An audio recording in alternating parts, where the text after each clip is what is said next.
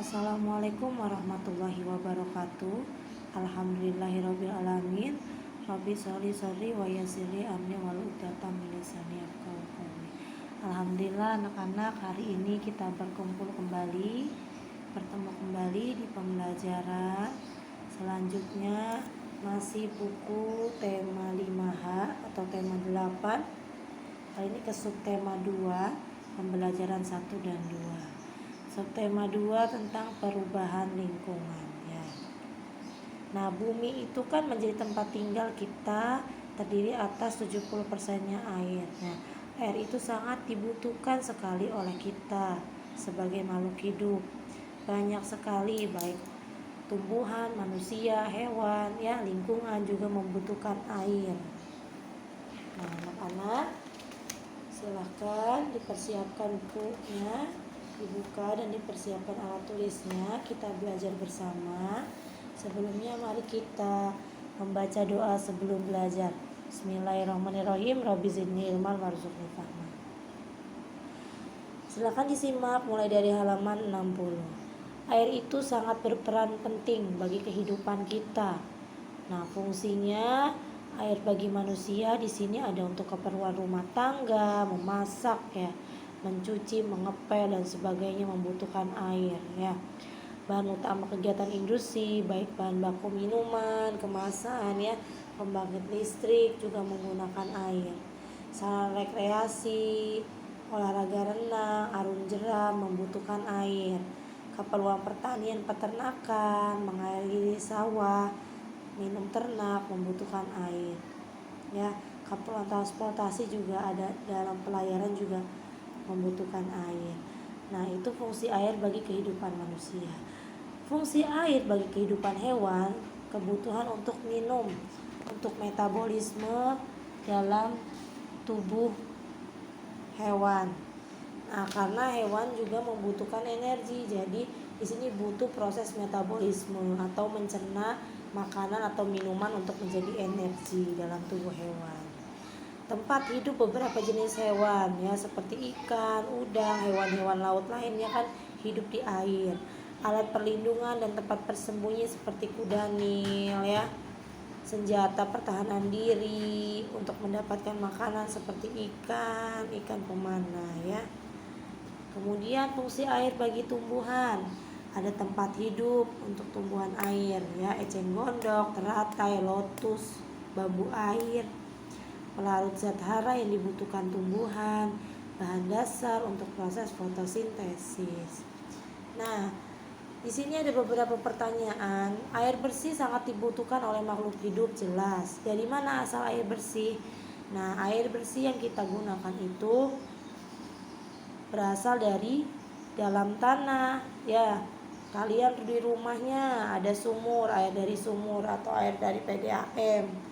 Nah, macam-macam air ini perlu kalian ketahui dulu ya. Nanti kita bahas sedikit-sedikit kita bareng-bareng ya. Berasal dari dalam tanah. Nah, sumber air juga ada yang dari air dalam tanah, ada yang air permukaan, ada yang mata air, kan sumber air itu ya. Nah, contoh air permukaan ada danau, ada laut ya, sungai. Nah, air tanah itu termasuk sumber daya air, apakah iya? Nah, semua air di sini, air tanah itu merupakan sumber daya air ya, karena air tanah itu banyak dibutuhkan oleh kehidupan manusia, oleh kita ya. Kita mandi juga kalau di rumahnya ada air sumur kan buat mandi, buat masak dan segala macam ya. Nah, hubungan air permukaan dan air tanah. Nah, kita berarti sekarang membahas ke air permukaan dan air tanah ya. Nah, bisa dilihat di halaman selanjutnya. Di sini ada gambar lapisan ya di dalam tanah, ini sumber-sumber air. Nah, yang perlu kalian ketahui dulu nih perbedaan air tanah dan air permukaan. Nah, kalau air tanah, nah bisa dilihat sini ya, air di dalam tanah nih, air tanah yang berwarna biru di dalam nih, Air tanah itu air yang terdapat di dalam lapisan tanah. Nih lapisan tanahnya, air terdapat di dalam lapisan tanah atau batuan di bawah permukaan tanah ya. Nah, air tanah ini kan prosesnya tadi dari air hujan yang jatuh ke permukaan tanah, kemudian meresap nih, daerah resapan diresap ya, dan tersimpan nih ya, kemudian jatuh ke permukaan tanah dan teresap ke dalam tanah ya asalnya. Nah, air yang mengalir di permukaan bumi ini, air tanah itu tersimpan di bawah sini batuan dan kulit bumi. Airnya nih bentuknya jernih ya, karena sudah tersaring oleh lapisan-lapisan tanah dan akar dari tumbuhan atau di daerah resapan ya. Air tanah ini terbagi menjadi dua, adanya air tanah dangkal ya. Sini air tanah dangkal. Nah, di sini ya, air tanah itu terbagi menjadi dua, air tanah dangkal dan air tanah dalam. Kalau air tanah dangkal ini ya, bisa kalian dapatkan sumbernya kira-kira 6 sampai 8 meter di bawah lapisan tanah ini ya. Atau bisa kita sebut istilah air sumur ya. Ini air sumur.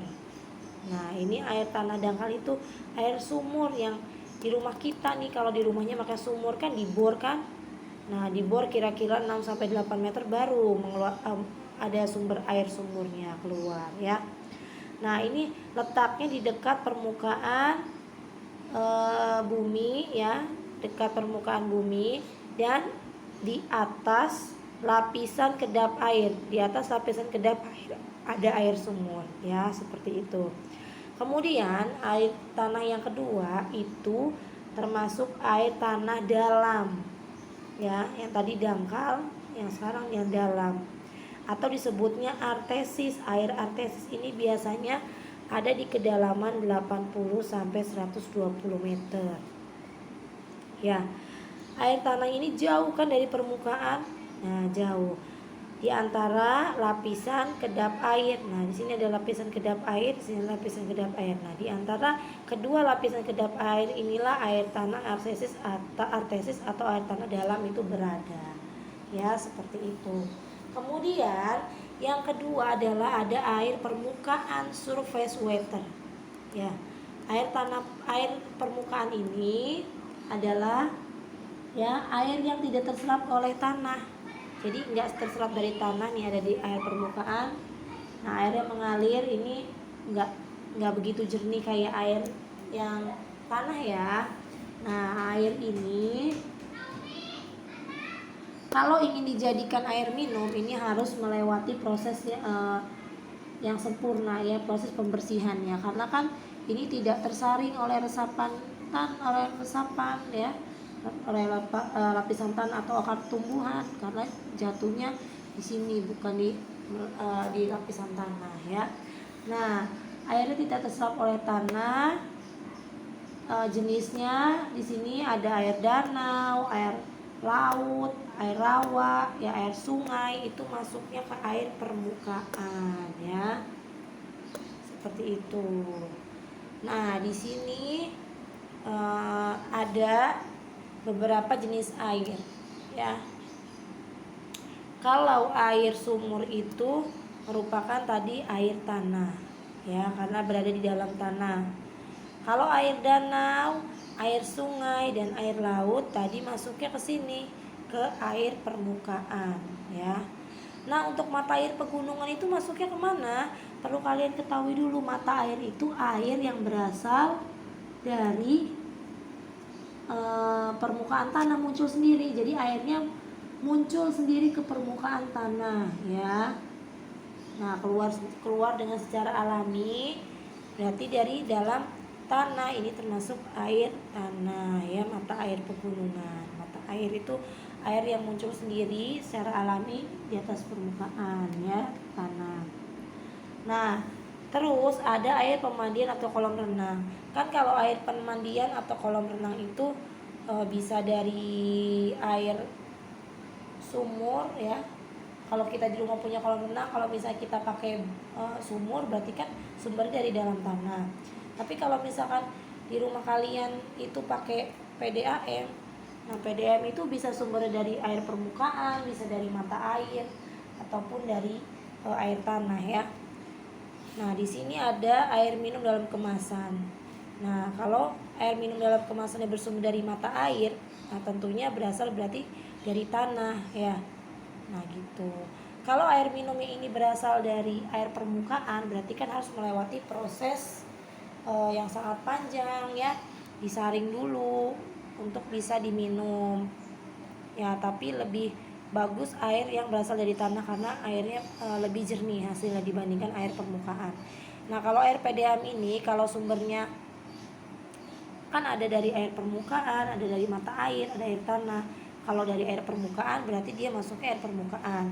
Kalau sumbernya dari mata air, dari air tanah berarti dia dari air tanah gitu ya, karena sumber air itu ada air tanah, ada air permukaan, ada mata air seperti itu ya. Itu penjelasan dari air permukaan dan air tanah. Nah, selanjutnya kita di pembelajaran kedua. Ini ada bacaan ya, ada penggalan berita. Kalau ingin menuliskan informasi yang didapat berarti harus dibaca dulu dengan teliti. Nah, di sini tentang krisis air 600 hektar tanaman padi di Aceh Utara terancam mati judulnya.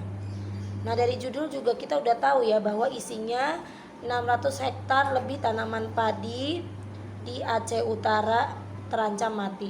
Kita tulis di sini ya. 600 hektar lebih tanaman padi di Aceh Utara terancam mati ya.